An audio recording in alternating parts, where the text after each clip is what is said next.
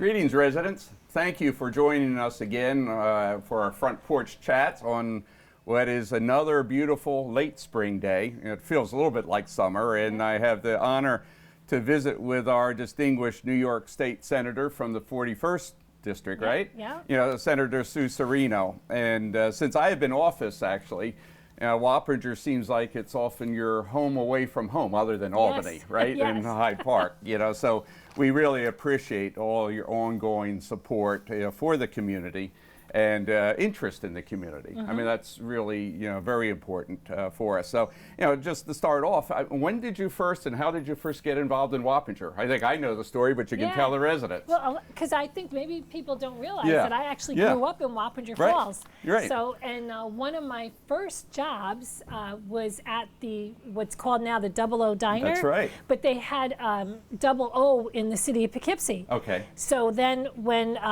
Double O Diner here, the restaurant was actually Majestic Restaurant, and I worked there many years ago. Right. So yeah, we won't ask how many. But it's interesting to maybe see. Maybe 10. When you're young. No, but you know what? Younger. That's another part people don't realize. I worked as a waitress and manager into my 30s. Yeah. So it really gives you that hands-on and working with the public. And, it's good training. And I think and it's certainly.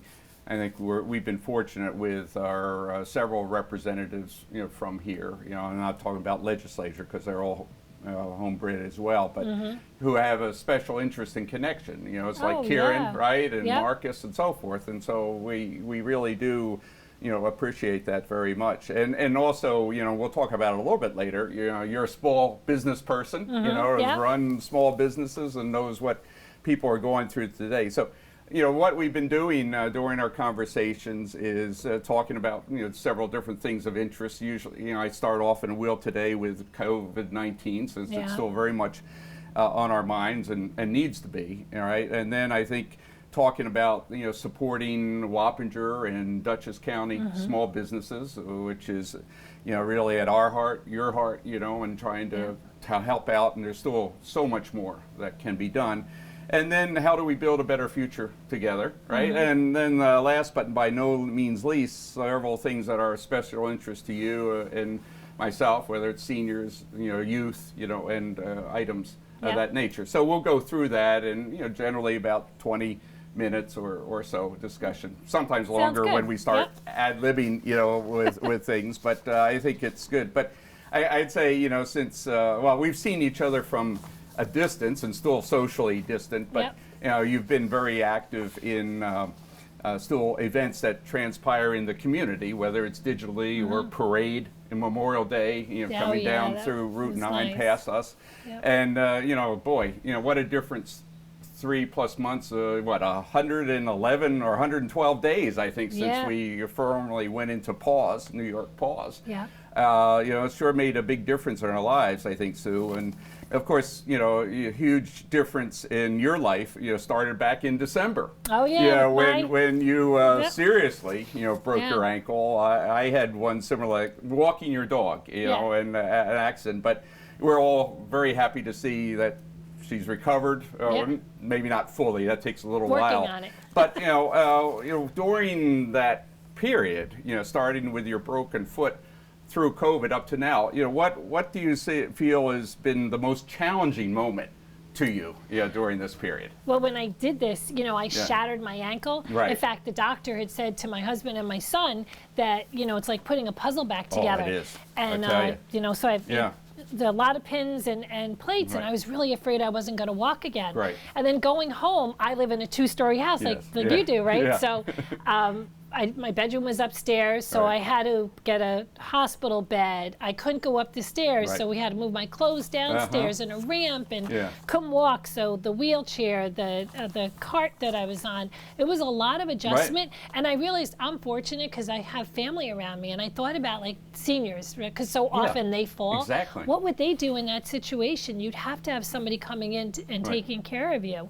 So it was a real eye-opener because you have to depend on so many people, but I was fortunate to have my family. Well, and I think, with respect to our seniors, as we do all, get older and have those things, which sometimes there's no control over, in many ways, I think that some of the, federal laws and so forth on compliance, you know, when it's ADA type of compliance, still aren't enough, right? You know, it's that human element of it. And I know that throughout, you know, COVID, you've, as we all have, but certainly you have taken a special interest with respect to that aspect of it. We'll come back a little bit and talk about, you know, the seniors a little bit later, but I think it's important because, you know, what I do hope comes out of this, and certainly out of your efforts, is that we don't just stop with COVID, because COVID, you know, the spread, at least here, has, you know, it really shut itself down. But, you know, I think what we're seeing, unfortunately, is that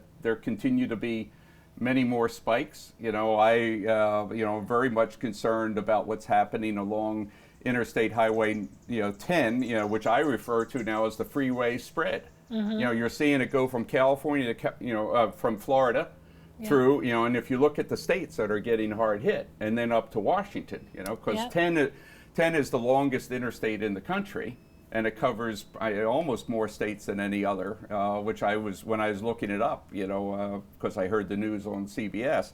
So, you know, what do you see that we, aside from some of the basic social distancing, mask wearing, and since we are distant, you know, we don't need to wear a mask, but what do you see, you know, that we need to continue to do? How do we in the mid-Hudson Valley, you know, avoid, you know, a spike or further spread? You know, what do you recommend to our residents? Yeah, I mean, I think we've done a great job. Right. We've really educated people, and you see people are wearing their masks, they're washing their hands. Right. You know, it went on for a long time that we were doing this, and you know, when you talk about like even some of the businesses, people say essential, non-essential, and I don't know about you, Dick, but I think every business is essential, right? And we've kind of taken that approach in town, you know, of Wappinger, right? You know, and you know, actually throughout the whole period of time, well, many people were working from home.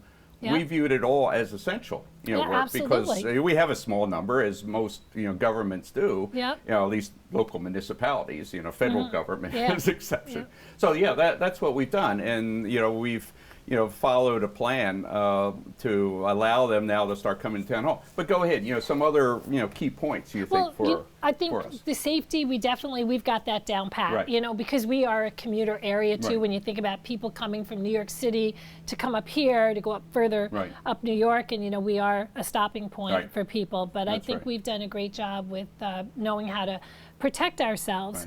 With the businesses, you know, I think what was frustrating to me is like, and you've heard this too, I'm sure, hundreds and hundreds of people could go into Walmart, but you could have a framing shop, as an example, a mom and pop shop, right? That you couldn't have one or two people come in. I mean, I understand when it first happened, because we were panicked. I think everybody was. I know I was fearful. First person I thought about was my mom and my mother-in-law, and protecting them. And staying home, and we all did that as good citizens. We practiced safety. But then it got to be 2 months down the road when we thought we were going to start opening, and I think I would have liked to have seen, like, because I think one of your questions in here is like, going forward, what did we learn? And maybe that's to have local, regional task force, that you have local, like nobody knows your area like you do, right? When you're an elected official, that's your area. You've talked to so many people every day. And I think if we had some more regional task force that said, hey, you know what? Look, we have these small shops. They should be open, because I'm really sad about so many of the places that are going to have to close. And I think you mentioned that. Even in and we, you know, myself, Joey Cavazzini, who is our legislature from, what was the district, 15 or 17? 15. You know, I tried to get all these numbers, 41, 15, height, you know.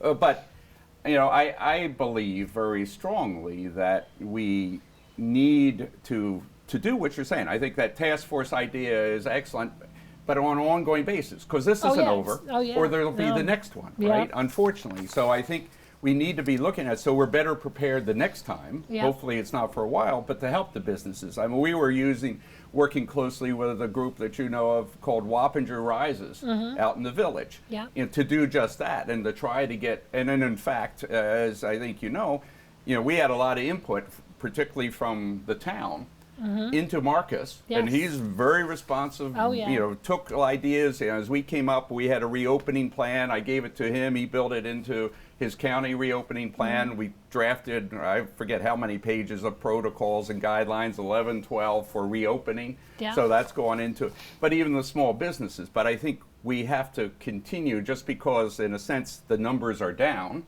you know, the businesses are also down, yes. right? And Yep. so I think that's the key thing for us to do. And so whatever you can do, certainly not just your office, because you are very involved, but in Albany, you know, to help, Yep. you know, with that effort, I think is very important. But when you look at local government, right, what is it, what's say the number one lesson that you think that we should learn from this, aside from being better prepared the next time around? I mean, that this stuff does happen, right? Right. And I think Right. we will be better prepared. Yeah. But I think protecting our small businesses, they are the fabric of our community. You know, so one of the things that I'm doing is the New York Business COVID-19 grant protection Right. program, Right. which is going to be great Yeah. because so is this we the got new billions of dollars. legislation you're Yeah. proposing? So why don't you talk about the Sure. legislation, and Oh, that yeah. fits right Yep. into the next topic. So Okay, great. Go ahead, because I saw that and was excited that you were going to be here, you know, today, because you had just recently announced this new legislation. So Yes. discuss it, take the opportunity, We- and then how can we, you know, myself and our, you know, elected officials, but also the businessmen and women help you? Yep. We've got billions of dollars right from the federal government Right. with all of this, and there's money there that could actually help our small businesses because think about it, they had to close. Yeah. Now they have to open, but they Right. have to open under other guidelines. Yep. Whoops. So That's they all have right. so they have to, you know, if you're a Don't worry. restaurant, maybe you're putting We'll get it. plexiglass Yeah, in. that's you, right. You have to buy the hand sanitizer. Right. It could be technological things, training your employees, Right. and at a time when they didn't have money coming in. Yeah. So these grant programs would help facilitate and pay for that. And I Right. think that's so important because so many of our businesses are Yeah. suffering. And I think that that would be very helpful Well, to them. and I think that another aspect of that, you know, it's the outreach to Yep. the community, because as you know, a lot of people, you know, a lot of their former patrons are still hesitant to go to dine publicly, Yeah, for example, or right. to go buy something in a local retail operation because they're afraid Mm-hmm. of this. And so I think that, you know, a program that also helps people realize that, you know, a business A, B, C, they've put into place, as almost all of them have, a number of PPE protections and Yes. temperature and so forth. And so what we had discussed before is almost like a certified program Mm-hmm. that would let the public know that these businesses have or are in the process of looking after their health, you know, Oh. safety and welfare. So something that also helps that news get out. Sure, You know, and our Chamber of yeah. Commerce, And and I I have think- to say, Frank yeah. Costello, Oh, yes. you know, normally Yeah. you pay to belong to our chamber, right? Right. There's so many businesses that belong, but they actually allowed all businesses to come on Right. and listen to what was going on. They had great interaction, and they were really listening to the community. Yeah. I always say on a state level, like I'm a facilitator, right? Right, yep, More, that's right, so, that's you know, what when you're happens. locally, Yeah. you're hands-on too. Right. But I think of when this first happened, one of the first things that like directly affected us, we were getting calls from the funeral homes. Oh, yeah. Because they said nobody could come in. Like I Right. can't even imagine you lose a parent or a No, loved I one know. and you couldn't go No. in. So it was just something that, you know, we had to advocate for, and then it got changed to where you Right. could at least have 10 Yeah. people come in. Right. But it, you know, maybe it was one hand not talking to the other, and we helped facilitate Well, yeah, have that and happen. again, I think it's a matter of the fear of the unknown and very dramatic statistics, you know, that are, you know, people, you know, many, you know, it's what, 117,000 Americans have died so far. Oh, yeah. And the numbers projections are greater, right? Yeah. And, you know, so it's a very horrific thing when you're looking at that fear factor. So people tend to overreact when you go through something the first time. You know, but I think that when, you know, for our, you know, there's probably not a family, you know, that hasn't been impacted. You know, my mother-in-law died, you know, a month ago, not directly from COVID, but so from sorry. depression and the fact that couldn't get together with family. And by Yeah. this time each year, she was living up here with us rather than my brother-in-law. She was down in northern New Jersey. So she died of a stroke, and I think from That's worry and sad. so forth. But the same thing, we couldn't go attend the funeral. It had to be Yeah. a virtual, you know, one, Yeah. which doesn't help. And then we couldn't, she is a Buddhist believer, and so we had her ashes, and it wasn't until just on Monday, 1 month later, we were able to get her ashes interred at, Carmel. And under the Chinese, you're still trapped physically in the world until you get into the Buddhist temple, right? Yeah. So they were very kind to allow, myself, my wife, my brother-in-law, and his wife, to go up there, take the ashes. So that's the first time we had re-met my mother-in-law. And so I can only imagine, it's like when Marcus loses his dad and things of that nature. So very, very tough. And I think hopefully we'll learn, more about this so that we don't have to have such a dramatic reaction. But I think it was necessary in order to pound home for the key beginning, messages, absolutely. right? At like the those, beginning. That at the beginning, definitely. Right. We did a great job. I commend our community for doing an awesome job. Yeah. They listened, and I think then they got frustrated because it went on.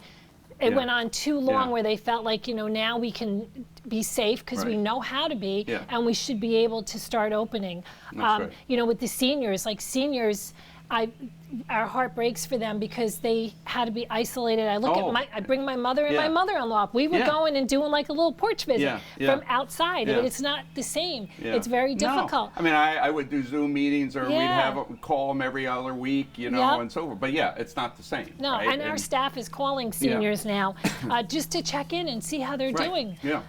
Seniors what we've been doing. Right, seniors grew up in a time when they never asked for help at all. And this is a time, like I think for our message too today, is that they need to know that they can reach out to us. It was interesting too to see how many people that normally don't interact with government. Right. I used to be one of those people. Right? Sure, we all were. We found that there were so many people because of the unemployment issue that reached out to us, and like hundreds and hundreds of people every single week. We still have people that are not getting any money from March. That's right. Yeah. They've fallen through the cracks, and we've been working with them. There were 3,000 people that were taken from other state offices and had to learn like 6 weeks of training in 3 days. And it was opened up to, business owners and independent contractors, which was great, but that was all different. Nobody was used to that. That's right. So, and so many people, when you have that sort of situation, these are new people you're not familiar with, you're leery, you don't know background and everything else. You hear so much. And they tried. Negative. They definitely worked very hard. But it was good that each of our offices was given somebody to work with through the Department of Labor. And, but my whole team has been working 7 days a week. All hours of the day and night. One day, you've been great. Greg Carly, one day melds into the next. So, we've been going through a lot of challenges. We've been talking about several, how we are very responsive, understanding, and try to help out our citizens from the COVID experience and other related things.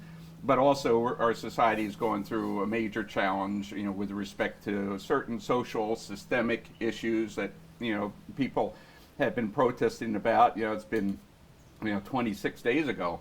Hard to believe, when George Floyd was murdered, and I think that from your perspective, I mean, your father was an immigrant, and I'm sure when he came to this country, just like my wife's family's from Asia, they faced a number of challenges related to their background, their upbringing, their education, and it hasn't been easy for them at different times.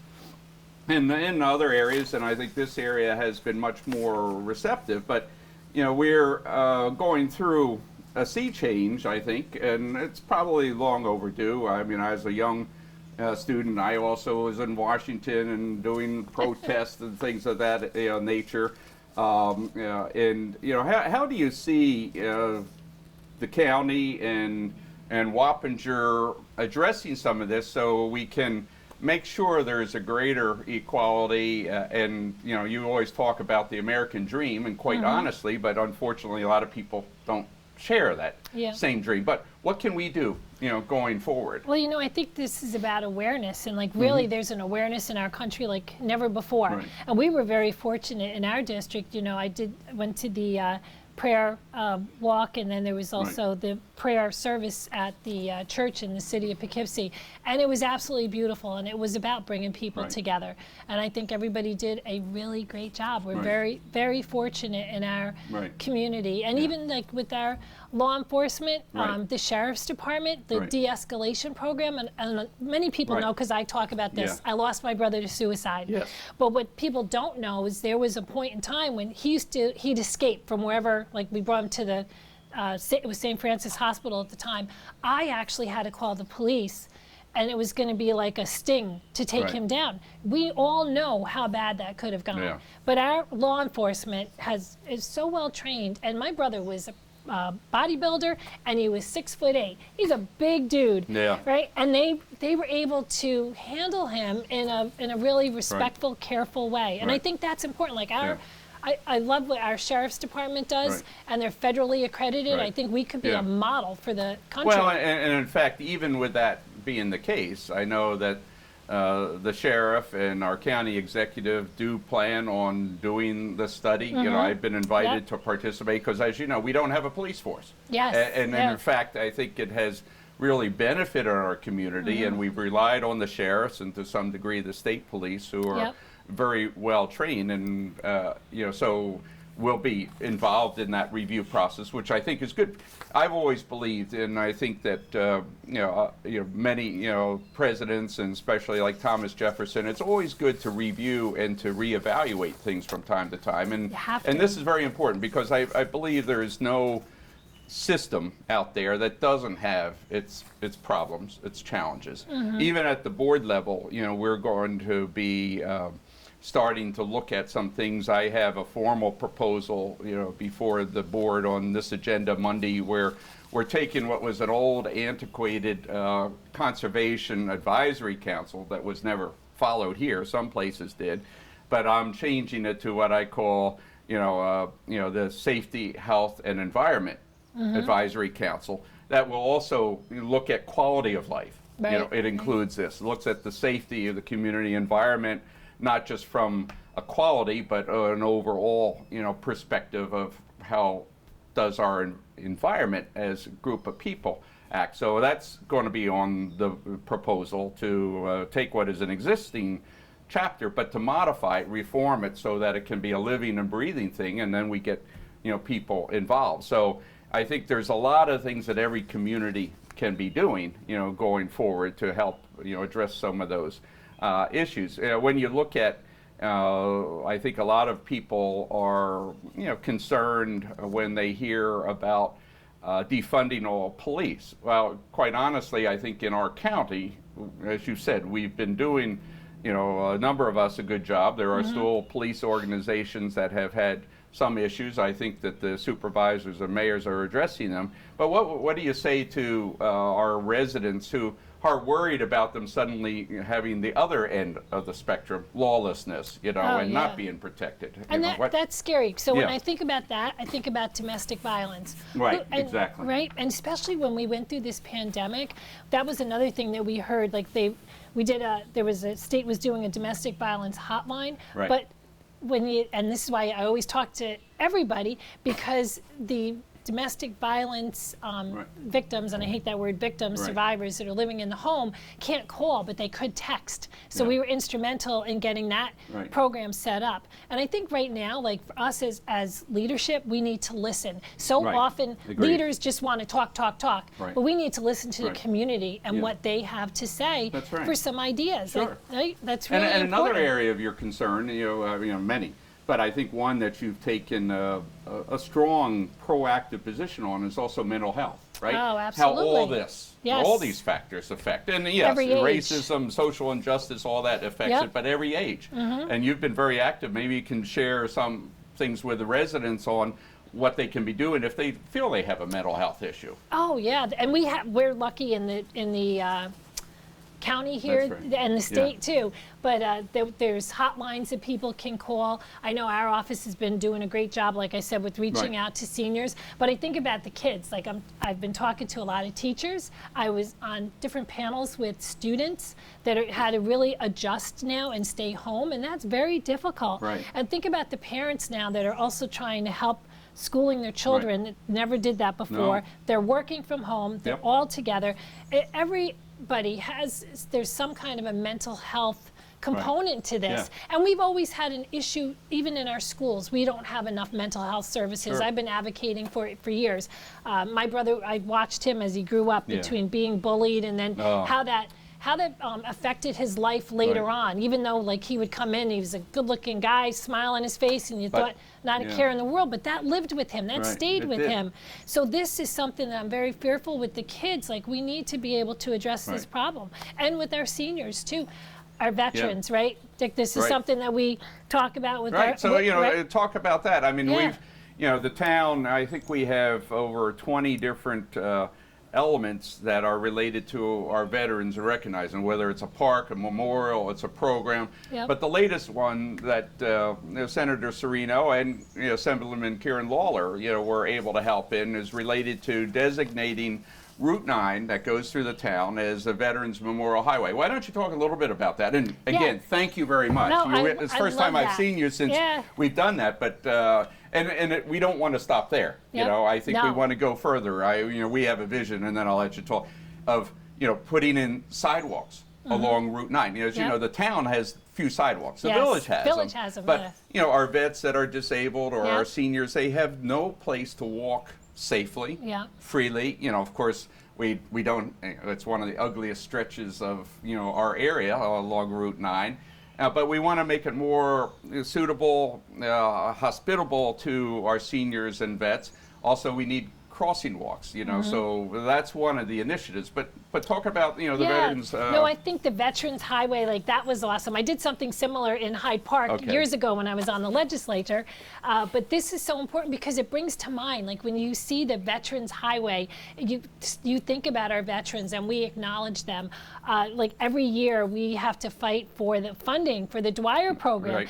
And think about what's going on right now. Like we always tell our veterans we don't want them to be isolated, but now they have to be isolated. So that money, it's a peer-to-peer program, because a veteran isn't going to just come and talk to me. They're going to want to talk to another veteran. And it's only $185,000, and I shouldn't even say only, because we get the most bang for the buck with every dollar that we receive. And unfortunately, the governor takes it out of his budget, and the veterans have to schlep up there every year. Older guys that come up, and we do get it back in, which is great. But it's very important, and I think we have to support our veterans. So, for us, you talk about, the various barriers for folks. We think that, unfortunately, Route 9 does serve as a barrier because we have a lot of veterans, of course, seniors also in the village portion on the both sides of the road. So, if there's anything that you can do to help us, we'll be putting in for grants and other programs to make that more hospitable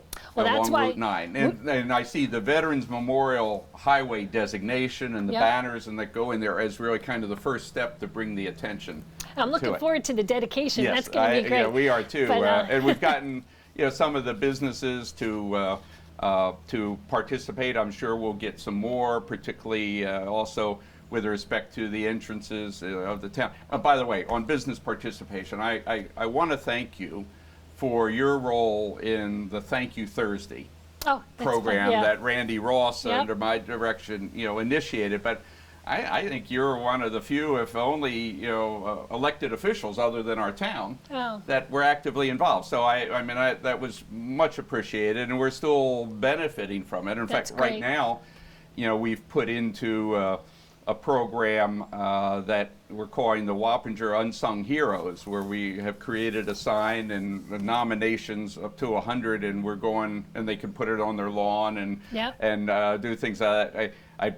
I do it, for every elected official, especially you, but I don't think that we're really, in a sense, entitled. That's part of our job to do that. But that's something, though, that Thank You Thursday really did impact a lot of people. And Randy Ross and Kevin did a great job with the Veterans Highway. It's about our community working together. And with regard to sidewalks. So right now we are advocating for the federal government. We need money to come to our local municipalities, and we're all advocating for those funds. Well, of course, the HEROES Act would do that if that was passed. I talked with Sean Patrick Maloney, our congressman, yeah. and I think Wappinger would stand to get about $13 million out yeah. of that if it was passed in its yeah. current form. But it's very important because infrastructure, as yes. you know, one of my big things, and we have 5-6 projects, is on sewer and water, and we need to do more with respect to that. The other memorial program that we have also is we have Mart's Field, as you know, yeah. But an old statute that's been in disrepair, for Daniel, Martz, the first resident in Wappinger that was killed in the Vietnam War. And so we want to re-beautify that. So it's one of, like I said, these over 20 different initiatives, programs that we've done. And, I created this Veterans Affairs Committee that Kevin heads up, and Randy's been very active, and they've been doing other things such as the rail trail, the beautification, yes. and yep. the monuments or the designated signs and so forth there. So that's one of the programs. Now the other one, related to seniors. So one of the things I'm not sure you're aware we're working on, but very well Carnwath. Yes. And yep. by the way, residents, this Saturday we're going to have the reopening of our sports museum. The sports museum at Dutchess County.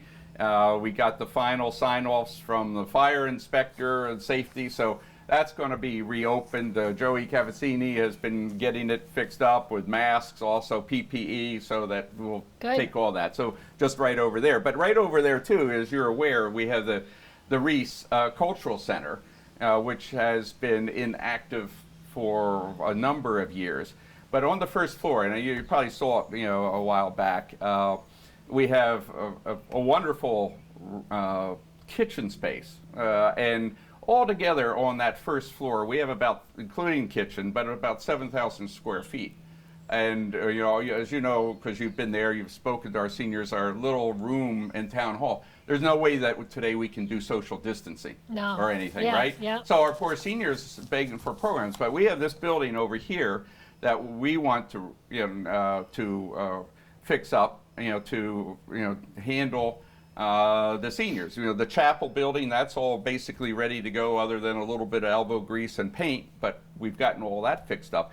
But Joey ran some numbers for me, and it's going to, it's about $150,000 to get it all ready to open up the first floor, including, a handicap access with a lift.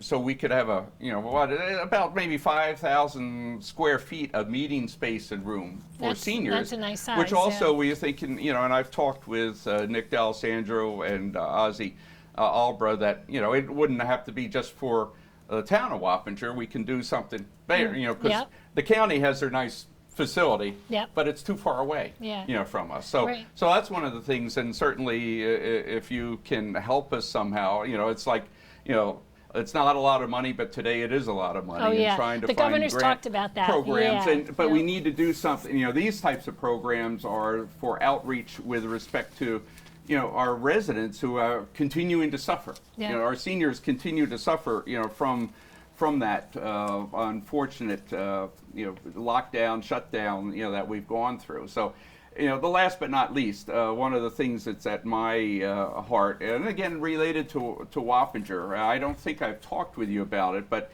over the decades I've been very much involved in startup, innovation. I want to hold a class, but we have a lot of young people, but also seniors and many others that are without jobs, and I've been working on an initiative to help bring back innovation in the spirit of Samuel F.B. Morse and many other famous inventors from the Hudson Valley, right? We used to be the source of tremendous inventions, among the earliest patents that were done. And I'm calling this the Hudson River Innovation Initiative or project.